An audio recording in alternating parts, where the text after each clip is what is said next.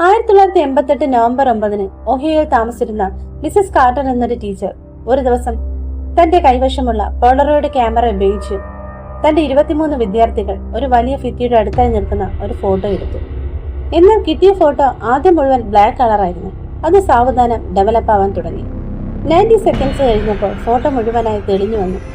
ആ ഫോട്ടോയിലെ തന്റെ കുട്ടികളുടെ മുഖങ്ങൾ നോക്കിക്കൊണ്ടിരുന്ന മിസസ് കാർട്ടർ അപ്പോഴാണ് ഫോട്ടോയുടെ അവസാനമായി നിൽക്കുന്ന വിഷാദ മുഖത്തോടു കൂടിയ ഒരു പെൺകുട്ടി അവരുടെ ശ്രദ്ധയിൽപ്പെട്ടത്. ആകെ നനഞ്ഞൊലിച്ചു നിന്ന ആ പെൺകുട്ടിയുടെ കാലുകളിൽ ചെരുപ്പ് പോലും ഉണ്ടായിരുന്നില്ല. എന്നാൽ അവളുടെ മുഖം കണ്ട മിസസ് കാർട്ടർ വല്ലാതെ ഞെട്ടിപ്പോയി. കാരണം ആ ഫോട്ടോയിൽ കണ്ട പെൺകുട്ടി തലേന്ന് രാത്രി മുതൽ കാണാതായ 6 വയസ്സുകാരിയായ സാറാ വൈനായിരുന്നു.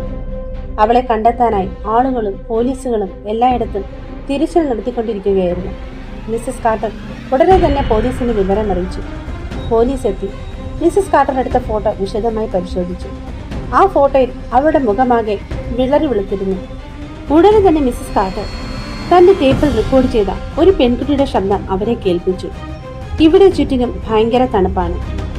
ഇതായിരുന്നു ആ ഓഡിയോ ക്ലിപ്പിംഗ്സിൽ ഉണ്ടായിരുന്നത്. ഉടനെ തന്നെ പോലീസ് മുങ്ങൽ വിദഗ്ധരുമായി അടുത്തുള്ള ഫെയർഗ്രൗണ്ട് കുളത്തിനടുത്തെത്തി. പോലീസ് മുങ്ങൽ വിദഗ്ധരോട് ആ കുളത്തിലൊന്ന് തിരയാൻ ആവശ്യപ്പെട്ടു. അവർ കുളത്തിൽ നടത്തിയ തിരച്ചിലിൽ ഒടുവിൽ സാറയുടെ മൃതദേഹം അവിടെ നിന്ന് കണ്ടെത്തി. സാറയുടെ മൃതദേഹ പരിശോധനയിൽ അവളുടെ മരണം സംഭവിച്ചത് തലേന്ന് രാത്രി അർദ്ധരാത്രിയോടെയാണെന്ന് സ്ഥിരീകരിച്ചു. അതായത് മിസ്സിസ് കാർട്ടർ കുട്ടികളുടെ ഫോട്ടോ എടുക്കുന്നതിന് ഏകദേശം 11 മണിക്കൂർ മുൻപേ അവരുടെ മരണം സംഭവിച്ചിരുന്നു.